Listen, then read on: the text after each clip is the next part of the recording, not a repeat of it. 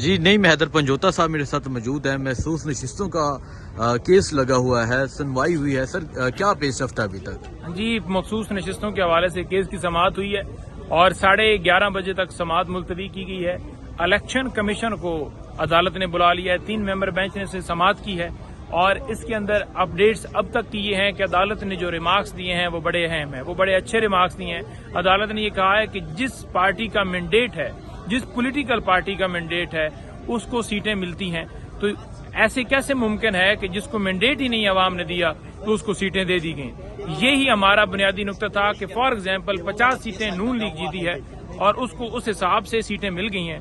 100 سیٹیں P T I جیتی ہے تو اس کو اس حساب سے سیٹیں ملنی تھی اسمبلی کے اندر, لیکن ہمیں مخصوص نشستیں نہیں دی گئیں. اور عدالت نے یہ کہا ہے کہ جناب جن کا حق تھا, جن کو عوام نے مینڈیٹ دیا ہے, اس سے کیا سیٹیں جو ہیں وہ لی جا سکتی ہیں, جس کو مینڈیٹ ہی نہیں ہے تو اس کو کیسے سیٹیں مل سکتی ہیں. تو اس وقت یہ سماعت ہوئی ہے, ہم امید رکھتے ہیں اور عدالت میں آئے ہیں جسٹس منصور علی شاہ جو ہے اس بینچ کی سربراہی کر رہے ہیں اور ایک اچھی جو ہے ہمیں امید ہے کہ ہمیں مخصوص نشستیں ملیں گی, کیونکہ اس وقت سنی اتحاد کونسل کی بھی بطور پارلیمانی جماعت جو ہے اس کو ریکگنیشن کر لیا گیا ہے, اس کا نوٹیفیکیشن باقاعدہ طور پر ہو گیا ہے اور اب جو سنی اتحاد کونسل ہے وہ 2 سیٹیں جیتنے کے بعد پارلیمانی پارٹی جو ہے وہ اسمبلی کے اندر بن چکی ہے. تو ایسی صورتحال کے اندر محروم نہیں رکھا جا سکتا.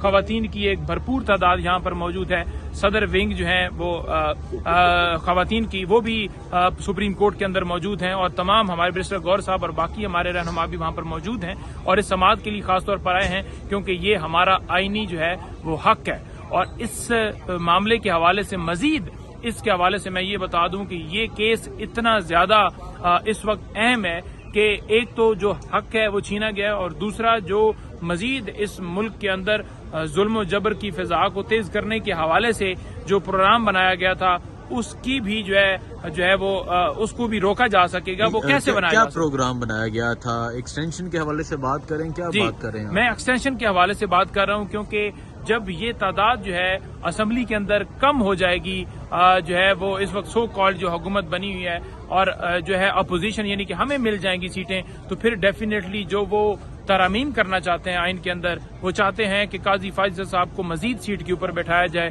یا 68 ایئر ایج ریٹائرمنٹ کی کر کے, یا ان کی جو چیف جسٹس کا جو مدت ملازمت ہوتی ہے اس کے اندر 3 سال کا ٹینیور فکس کر کے وہ چاہتے ہیں کہ کسی صورت جو ہے فرد واحد کو یہاں پر بٹھا کر, کیونکہ دیکھیں یہ کنٹرول جہاں پر بھی جائیں ہر طرف چیف کے ذریعے ہی کنٹرول کیا جاتا ہے. تو چیف جو ہے وہ کنٹرول جو ہے وہ جو جس طرح سے کیا گیا ہے اس کو بند کرنے کا یہ ایک اچھا فیصلہ ہوگا. اور یہ قاضی فائز کا کیا اور بہت جگہوں پہ جہاں پر یہ بینیفٹ لینے کے لیے جو بڑے پرعزم اور بڑے تیار بیٹھے تھے ان سب کو یہ دھچکا لگنے جا رہا ہے اور ان کی ایکسٹینشن جو ہے جو وہ کر کے یہاں پر سیٹ پر بیٹھنا چاہتے تھے اس کے اوپر یہ معاملہ جو ہے. تو ابھی تک کے ریمارکس عمر عطا بندیال صاحب نے جو ریمارکس دیے ابھی تک کے ابھی تک کے جو ریمارکس ہیں اس حوالے سے آپ کو کیا لگ رہا ہے, کیا فیصلہ آ سکتا ہے؟ دیکھیں ابھی تک کے جو ریمارکس ہیں اس سے یہ لگ رہا ہے کیونکہ عدالت نے یہ کہا ہے کہ جس کو عوام نے مینڈیٹ دیا ہے اسمبلی کے اندر ڈیفینیٹلی اس کا حق ہے.